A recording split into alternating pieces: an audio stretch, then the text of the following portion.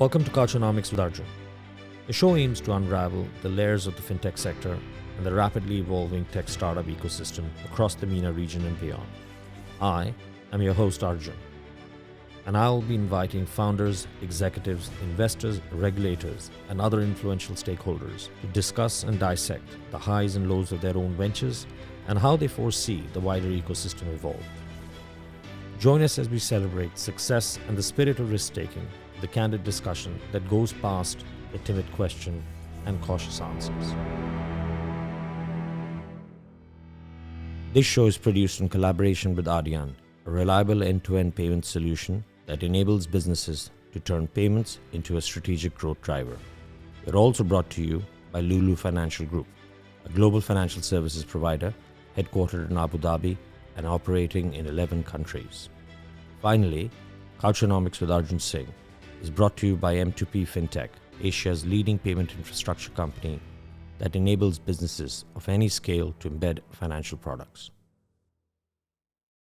Welcome to today's episode of Couchonomics with Arjun Singh. I'm Arjun, your host for today's show, where I'm joined by Tanja Magas, who is the Chief Strategy and Data Officer of Democrance, an Insurtech which is making waves in the Middle East. Tanja? Thank you for having me. Welcome to the couch. Thank you. You're comfortable? I'm very comfortable. So should we dive right in? Let's do it. Okay, great. Awesome. Insurtech, right? Sometimes the sort of the forgotten child of the wider fintech world, right? It's taken a lot of time, at least in my humble opinion, for it to sort of grab the attention.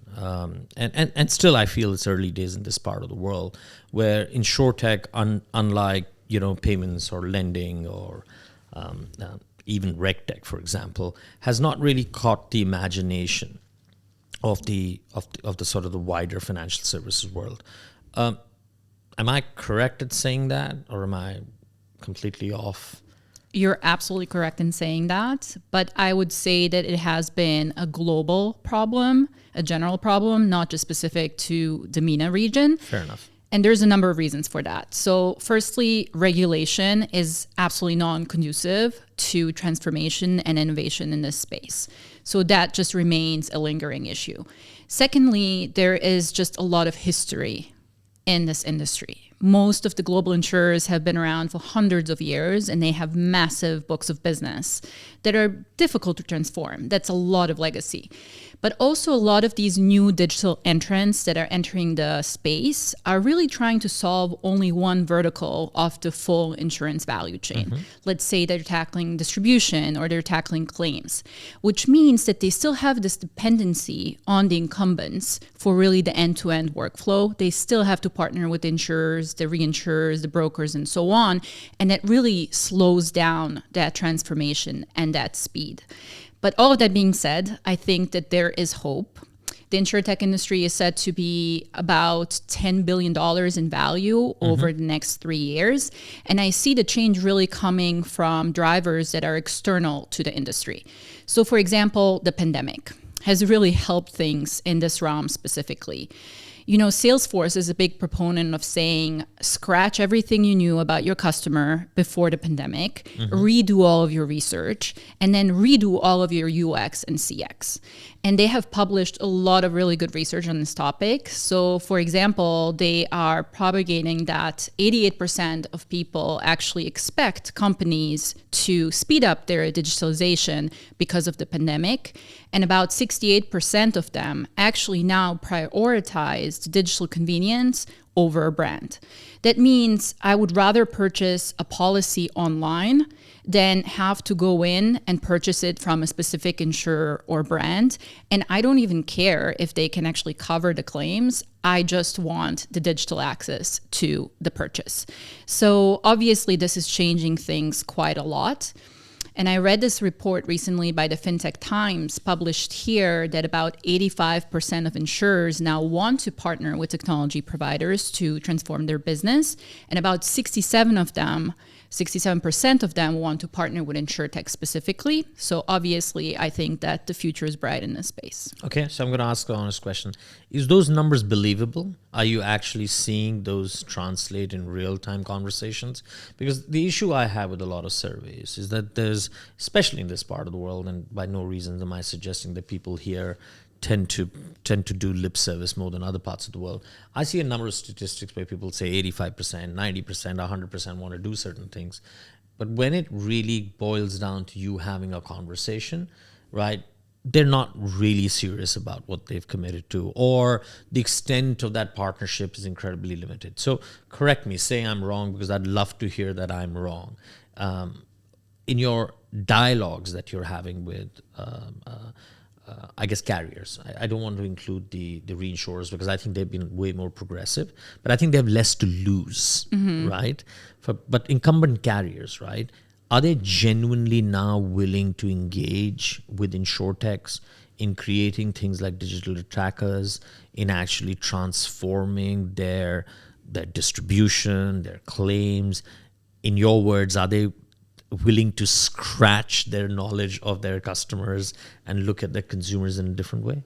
Now, not speaking statistically anymore, but just speaking empirically, we have seen a huge change in the industry at Democrance since the pandemic. We have basically doubled our business in the last year or two because of these digitalization pressures. And obviously, it will take some time for this to translate into practice, but I would say that the interest and the pressure to do so is definitely present. So thank God it's the reason that your business has doubled, not it's me that's taken me so long to get you out here. Correct. Okay, good. Relieved. Let's talk about Democrance for a second, right?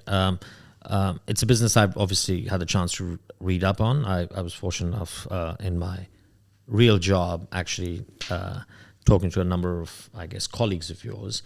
But give me a little bit more around, actually give the audience a little bit about, genesis of Democrance. What has been the journey so far? Why did you pick this region to focus on? Great question. So in a nutshell, Democrance is an insurance SaaS technology platform. We really look to automate and digitize the full insurance workflow, all the way from marketing, distribution through claims. And we really are focused in building our expertise on the front end of things, on the distribution side. So what does this mean in practice? We are the technology behind an insurer's website sales, for example. We are also their API integration into an insurance exchange or marketplace, or we simply help set them up for agent and broker portals so their internal workforce can actually quote and issue policies and service them as well for their customers in a more automated way. We actually were started in Dubai in 2015. Our founder and CEO actually was working here locally at an insurer, and his initial dream was to really build out the microinsurance market. So this has been one of our premises and legacies. And then obviously we have ventured into traditional insurance as well. Today we have about 19 clients across 16 different markets. So we truly have a global presence, but we are definitely headquartered in Dubai based on the activity that we see, as well as the amount of employees that we actually have sitting here. So we work with some of the biggest names in the region that are also present here, and we work with 3 out of the top 5 biggest insurers in the world. So we have been quite fortunate to aggressively scale and grow our business. So let me dig a bit deeper on this. So you mentioned microinsurance, and I'm assuming that means you are in some of those Southeast Asian economies, possibly Africa, where there is, I guess, a greater demand for microinsurance. But in terms of lines of products, right, are there any specific product lines that you're more focused on? So we are actually largely product line agnostic. The way we have built our workflows, we made sure that they're not dependent on the distribution channel or the insurance product or the type of distribution partner. So we really support all of the different insurance products. The only insurance product we don't currently have live is in the savings and the annuity space, but everything else we actually have experience in. Okay. Good. Thank you for sharing the story of Democrance. Let me take a step back. We talked a little bit about the evolution in the insurance sector and the fact that the post-pandemic perspective has shifted. But if I was to sort of put you on the spot and say, what are your 3 or 4 big shifts that you're actually seeing in the wider insurance sector, right? But please apply a lens of an Insurtech in it, right? So and maybe we bring it down to this region because, we constantly hear about how insurance is underpenetrated in this part of the world. I have an opinion that, yes, that's partially true, but not entirely, because I think a very large percentage of the world here is expat, and they might actually be insured in their country, or their home country, and so therefore they don't go and take another life insurance policy here. But put that aside, what are the four big shifts that you're seeing, which then creates the opportunity for Insurtech to become, I guess, a greater part of this ecosystem and possibly unleash, a whole array of new Insurtechs entering the market?